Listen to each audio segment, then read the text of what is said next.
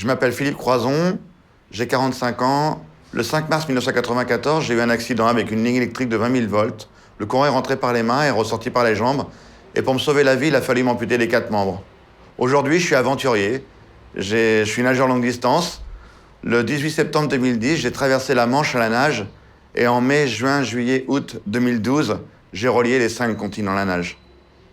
Mon premier réflexe, vraiment, c'était de demander pardon à la mort. C'est de lui dire, OK, j'ai lutté contre toi le jour de l'accident, mais maintenant viens me chercher. Tu peux pas me laisser là. Tu peux pas me laisser dans cet univers sans bras et sans jambes. Donc, c'est de se laisser mourir, effectivement. Et c'est un passage très dur.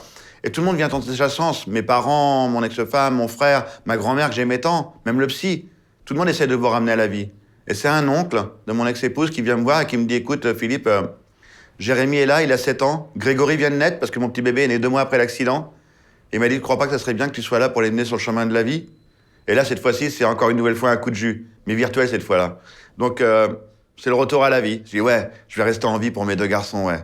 Pour Jérémy et Grégory. Et c'est ce que je dis souvent, je dis, il y a 2 choses qui m'ont sauvé la vie. Mes 2 garçons et l'humour. Parce que j'adore l'humour. Et à partir du moment où j'ai décidé de vivre, j'ai tourné mon handicap en dérision. Alors, si j'avais une baguette magique, et qu'on me dirait, grâce à cette baguette magique, tu peux redevenir valide et avoir ta vie d'avant, je dirais non. Je dirais non, parce que j'aime ma vie d'aujourd'hui. C'est-à-dire que si on me redonne des bras et des jambes, faut que je retourne en fonderie, faut que je reprenne mon marteau et retaper sur les culasses. Donc, non. Non, franchement, non. Mais non, franchement, c'est comme tout, c'est une question d'adaptation. Je me suis adapté à mon handicap, j'ai accepté mon nouveau schéma corporel, il est comme ça. Ça va pas repousser, malheureusement, je suis pas un lézard. Donc voilà, c'est comme ça, c'est pas autrement. J'ai accepté, maintenant j'aime ma vie d'aujourd'hui. Je veux pas la changer. J'espère pas qu'on me regarde encore comme une bête curieuse. Après, il y a des gens, bien sûr, qui me connaissent pas et qui me regardent en tant que personne handicapée.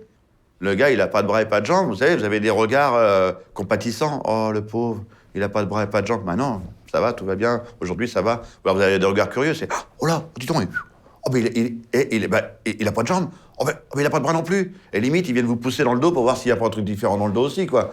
Mais ça arrive, je vous promets que ça arrive.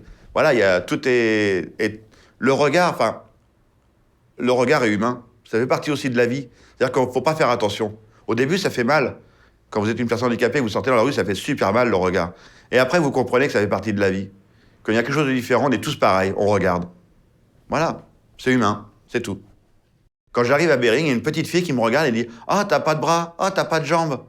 Et je lui dis « Ouais ». Et après, je discute avec elle, elle me dit « Mais tu viens d'où ?» Je lui dis « Je viens de la France ». Et là, la petite fille, les yeux s'écarquillent comme ça, dit « Ah, tu viens du pays de la démocratie ? Tu viens du pays des droits de l'homme ?» parce qu'elle avait appris ça à l'école. On est à Wells, à la limite du cercle arctique, au bout du monde. Et cette gamine me dit ça. Et quand j'arrive dans mon pays, que je vois que les personnes handicapées vivent sous le seuil de pauvreté, que les personnes en situation de handicap dans mon pays sont obligées d'aller manger au Resto du Cœur, à la Croix-Rouge, partout, parce qu'on ne peut pas vivre avec 800 € par mois. On ne peut pas payer son loyer, payer sa nourriture et en plus payer son handicap. C'est pas possible. Et ça me révolte. Et la deuxième chose qui me révolte, c'est les 2 choses principales qui me révoltent ici, chez moi, dans mon pays, hein. Même si je l'aime, mon pays, parce qu'il est extraordinaire. Mais la deuxième chose qui me révolte, c'est l'accessibilité. Une personne handicapée, chez nous en France, se dit « Est-ce que je peux aller faire mes courses? Est-ce que je peux aller à la banque? Est-ce que je peux aller au cinéma ?»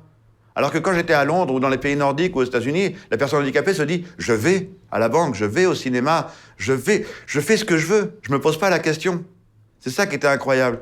Et toujours dans ce petit village de Wells, la maison commune, il y a une rampe adaptée aux personnes handicapées. L'école, il y a une toilette adaptée aux personnes handicapées, il y a une douche adaptée aux personnes handicapées. Il n'y a aucun handicapé dans le village. Ce que j'aimerais qu'on retienne de moi au final, c'est de dire qu'il y a eu un gars qui n'avait pas de bras et pas de jambes, qui a été capable de relier les 5 continents et de dire que tout est possible. Waouh, putain. Voilà, ça serait chouette de retenir un truc pareil, quoi. De dire waouh. Ouais, ça serait chouette, ouais. De dire que j'ai pas fait... Je l'ai fait pour moi. Je l'ai fait parce que j'avais envie. Mais malgré moi, il y a eu plein de messages qui ont été passés. Waouh. Ouais. Et malgré moi, il y a plein de messages qui ont été passés, quoi. Et les messages sont super forts. Parce que je reçois encore plein de témoignages aujourd'hui en disant... Les gens disent, waouh, grâce à vous, j'ai pris une autre orientation dans ma vie. Alors que moi, je faisais pas ça pour ça, quoi. Et je reçois des lettres et des témoignages, mais ça vient de partout, quoi. Ça vient du monde entier.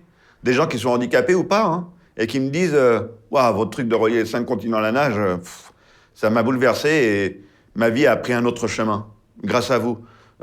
Non, c'est pas... Ok, j'ai peut-être été une petite amorce, mais c'est grâce à vous. C'est vous qui changez votre vie. C'est pas moi qui changeais la vie pour vous, quoi. Moi, j'ai juste fait un rêve. J'ai juste fait mon rêve, c'est tout. Moi, si ça vous a donné un petit coup de pied au cul pour avancer et vous faire comprendre que vous n'étiez peut-être pas parti dans la bonne direction, mais tant mieux, c'est que du bonheur. Encore une fois, du partage.